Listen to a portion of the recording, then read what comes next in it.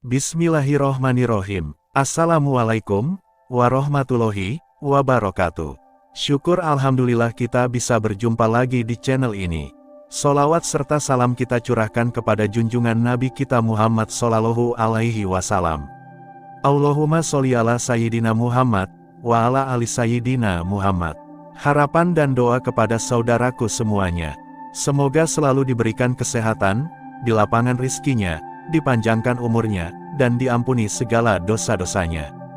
Amin amin, ya robbal alamin. Sahabat yang beriman yang dirahmati Allah. Video kali ini akan membahas tentang Ya'juj dan Ma'juj yang disebut dalam tanda kiamat. Siapa mereka?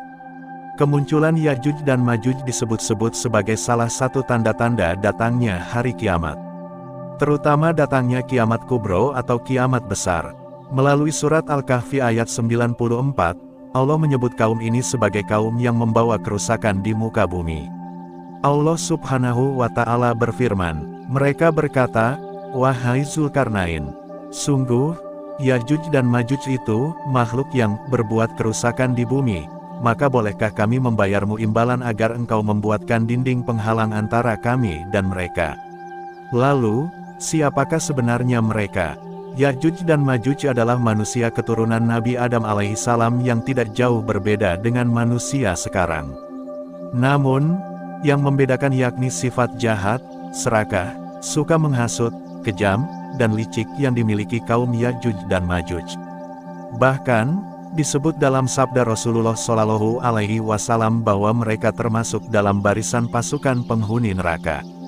Rasulullah Shallallahu Alaihi Wasallam bersabda, Allah Subhanahu wa Ta'ala berfirman kepada Nabi Adam, keluarkan pasukan penghuni neraka. Maka Nabi Adam bertanya, apa itu pasukan penghuni neraka? Allah Subhanahu wa Ta'ala berfirman, mereka dari setiap 1000 orang, 999 orang. Kemudian para sahabat bertanya, siapa yang satu ini, wahai Rasulullah? Aku menjawab, bergembiralah sesungguhnya penghuni neraka itu dari kalian satu dan dari Ya'juj dan Ma'juj 1000, hadis riwayat Bukhari. Kemunculan mereka memang berperan untuk menciptakan kekacauan dan kerusakan dengan takdir yang telah ditetapkan oleh Allah Subhanahu wa Ta'ala. Hal tersebut sudah menjadi ciri khas mereka yang bahkan tidak lagi memiliki waktu untuk beribadah. Mereka digambarkan sebagai kaum yang menghabiskan waktunya untuk mengumpulkan kekayaan, merusak sumber daya alam, tidak pandai bersosialisasi, dan tidak pintar dalam ilmu pengetahuan. Ketika melewati danau, airnya akan diminum hingga habis. Ketika bertemu manusia, ia akan membunuhnya. Ia tidak akan puas dalam hal apapun. Tulis buku Fitnah Dajjal dan Ya'juj dan Ma'juj mengungkap misteri kemunculan Dajjal dan Ya'juj Ma'juj. Ahli tafsir Imam Ahmad memberikan gambaran mengenai kemunculan Ya'juj dan Ma'juj sebagai pertanda hari kiamat. Mereka akan turun dari gunung layaknya air bah yang mengalir dengan deras. Dari Muhammad bin Bashar, dari Ibnu Harmalah, dari bibinya mengatakan, Rasulullah Shallallahu Alaihi Wasallam pernah berkhutbah mengenai karakteristik yang dimiliki oleh kaum Ya'juj dan Ma'juj. Beliau bersabda, kalian mengatakan, kalian tidak punya musuh. Kalian tetap akan melawan musuh kalian sehingga keluar Ya'juj dan Ma'juj yang bermuka lebar, bermata sipit, bersosok, atau berkulit kuning akan turun dari setiap perbukitan. Seakan wajah mereka rata bagai permukaan palu, hadis riwayat Imam Ahmad.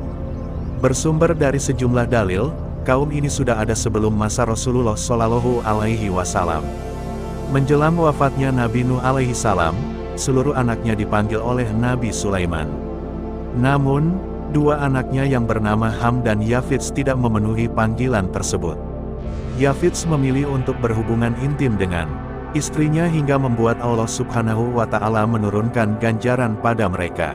Yafits dan istri pun memiliki keturunan yang bernama Sanaf. Namun, terlihat keganjilan dalam sosok Sanaf ketika ia mulai tumbuh besar.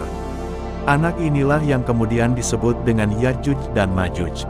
Sanaf yang tumbuh besar pun mulai menghasilkan banyak keturunan. Bangsa keturunan Yafits ini sangat meresahkan masyarakat sekitar karena mereka menghabiskan seluruh sumber daya alam. Hingga krisis air dan makanan terjadi dan kerusakan alam semakin meluas. Allah Subhanahu wa Ta'ala pun mengutus Nabi Zulkarnain untuk mengurung mereka di sebuah bangunan atau dinding yang terbuat dari tembaga dan besi. Masyarakat sekitar pun diminta untuk meninggalkan wilayah tersebut oleh Nabi Zulkarnain.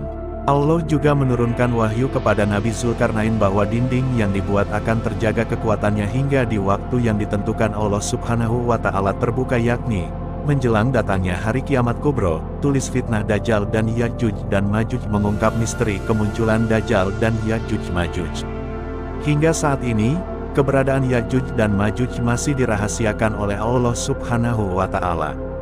Dikutip dari hadis yang diriwayatkan oleh Al-Hakim dalam kitab Mustadrak, Ya'juj dan Ma'juj terus meluas ke seluruh dunia. Namun, kuasa Allah telah membentengi keberadaan mereka dari kita. Hingga waktu yang tepat ketika salah seorang pemimpin mereka mengatakan kata kunci, "Insya Allah," maka terbukalah dinding yang mengurung Ya'juj dan Ma'juj. Terima kasih. Apabila ada salah kata atau penyebutan dalam video ini, mohon maaf yang sebesar-besarnya. Semoga video kali ini bermanfaat, lebih dan kurangnya mohon dimaafkan. Jangan lupa untuk like, komen, dan subscribe channel kami. Sampai jumpa di video berikutnya. Terima kasih. Wassalamualaikum warahmatullahi wabarakatuh.